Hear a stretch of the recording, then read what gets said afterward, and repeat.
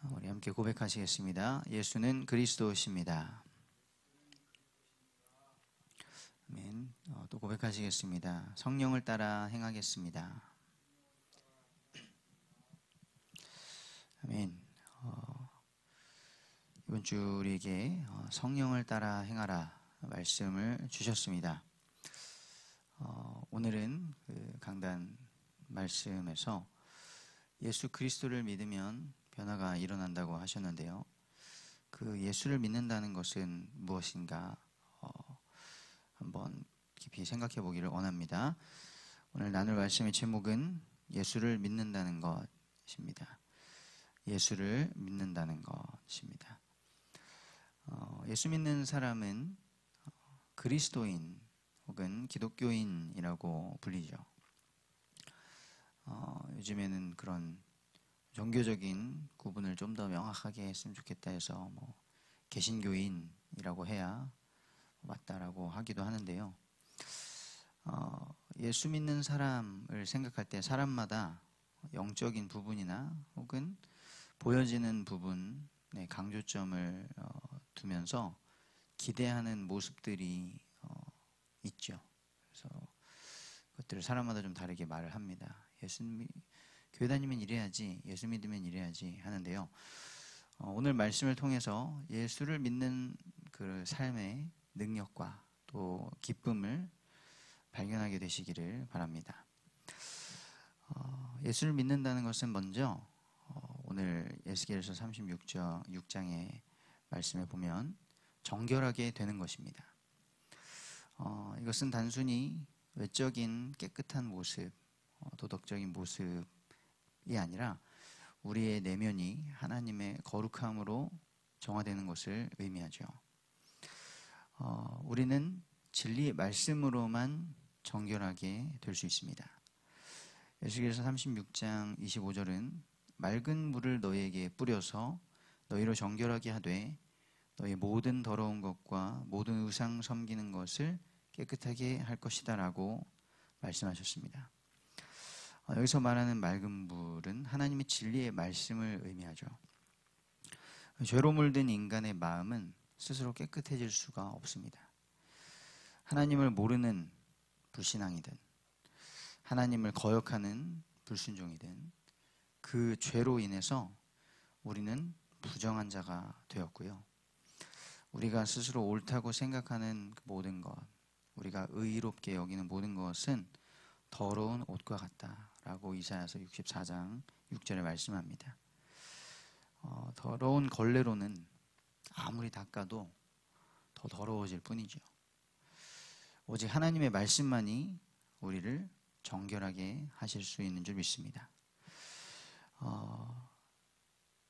정결하게 되는 것을 어디에서 정결하게 되느냐?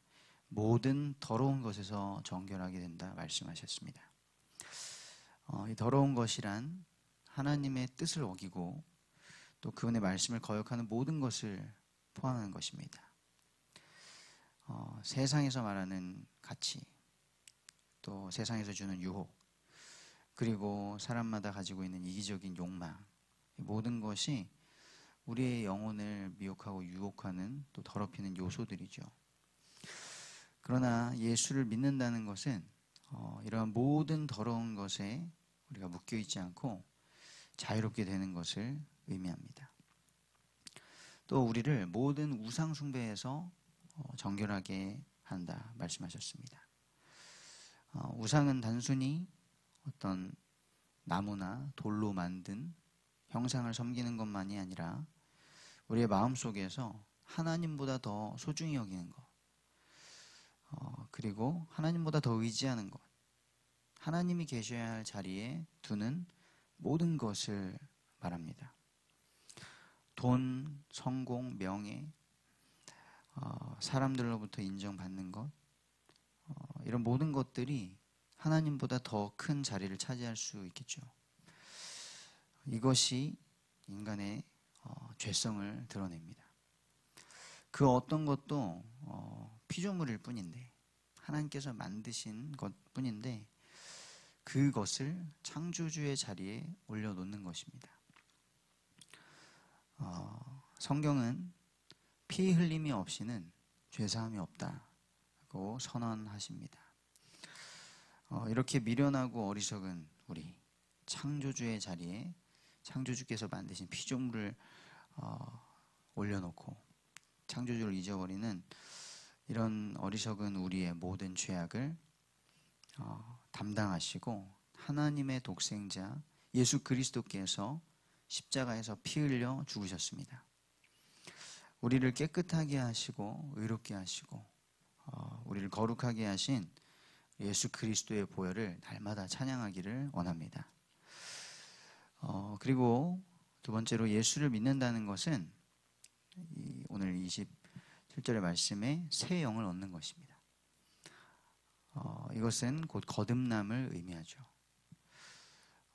새 영을 주시는데 새 마음이 생긴다고 말씀하셨습니다.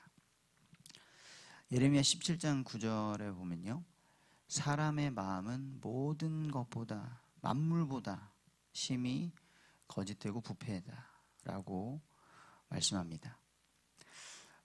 에베소서 2장 1절에서는 우리가 아예 허물과 죄로 죽었다, 허물과 죄로 죽었던 상태라고 말씀하죠. 이런 사람의 마음에서 나오는 것들, 우리의 이런 죽어버린 부패한 이 마음에서 나오는 생각이나 계획, 이것을 믿을 수 있겠습니까? 사람은 결코 믿음의 대상이 아닙니다. 그리고 의지의 대상도 아닙니다.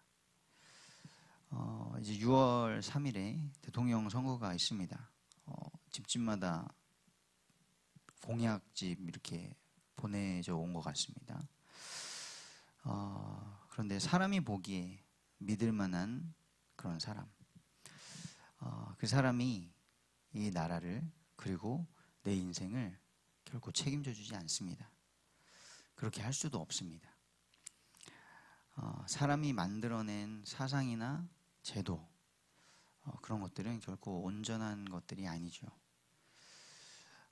오직 새 생명과 새 마음을 주시고 우리를 온전하게 하시는 예수 그리스도를 바라보게 되기를 바랍니다. 그리고 새 영을 주시는데 우리의 굳은 마음, 육신의 굳은 마음이 제거된다라고 하셨습니다. 굳은 마음은 감각이 없습니다. 죽은 상태인 것이죠.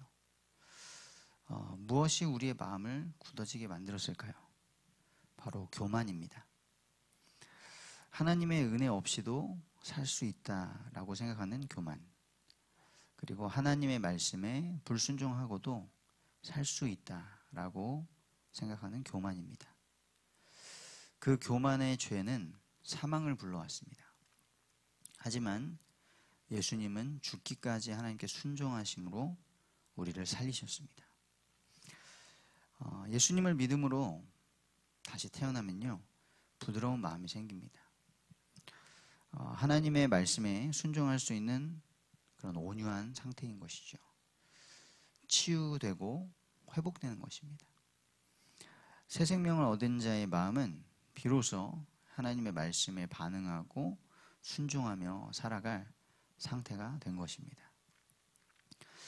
마지막으로 예수를 믿는다는 것은 성령이 우리 안에 거하시는 것입니다. 사도 바울은 고린도전서 3장 16절에 너희가 하나님의 성전인 것과 하나님의 성령이 너희 안에 계시는 것을 알지 못하느냐라고 말씀했습니다. 성령께서 우리 안에 거하시면 우리는 자연스럽게 하나님의 윤리를 따르게 됩니다. 하나님을 예배하는 것이죠. 모든 피조물이 우상 숭배의 대상에서 창조주의 능력과 신성을 보는 통로가 됩니다. 모든 것이 염려거리였는데 하나님의 뜻을 구하는 기도 제목이 됩니다. 우리 인생이 감사와 찬양으로 점점 채워지는 것입니다. 우리의 삶이 예배가 되는 것이죠. 그리고 하나님의 규례를 지키게 됩니다. 성령은 우리의 삶의 방향을 이끄시고요. 그리고 우리가 하나님의 말씀에 따라 살 수 있도록 힘을 주십니다. 이것은 단순히 종교적인 행위가 아니라 우리의 일상 속에서 이루어지는 거룩한 삶을 의미합니다. 이것은 우리가 온전한 사람이 되는 것이고요. 원래의 하나님 만드신 사람이 되는 것이고 하나님의 형상을 회복하는 것입니다. 결론입니다. 예수를 믿는다는 것. 예수를 믿는다는 것은 하나님의 백성이 되는 것입니다. 오늘 본 말씀 28절에 너희가 내 백성이 되고 나는 너의 하나님이 되리라 하셨습니다. 구원받은 하나님의 백성은 하나님의 말씀을 즐거워합니다. 그래서 날마다 하나님의 말씀으로 우리 죄를 깨닫고 회개하여서 우리의 마음을 정결하게 하기를 원합니다. 마음이 청결한 자는 하나님을 볼 것이다 라고 예수님이 말씀하셨죠. 하나님께서는 항상 가장 가까이에서 우리와 함께 하시고요. 우리를 붙드시는 좋은 하나님이십니다. 그 하나님을 보게 되기를 원합니다. 그리고 두 번째로 하나님의 백성은 하나님의 말씀을 따릅니다. 우리 안에 계신 성령을 의지하여서 하나님의 말씀에 순종합시다. 우리는 하나님께서 감추어 놓으신 것이 아니라 하나님께서 나타내신 것으로 신앙생활을 하는 것이다 라고 하셨습니다. 육신의 것도 드러나고 성령의 열매도 드러납니다. 죄악된 것을 멀리하고 생명의 복음을 전파하는 저와 우리 예수의 모든 성도님들 되시기를 축복합니다. 오늘도 성령을 의지하여서 승리하게 될 줄 믿습니다.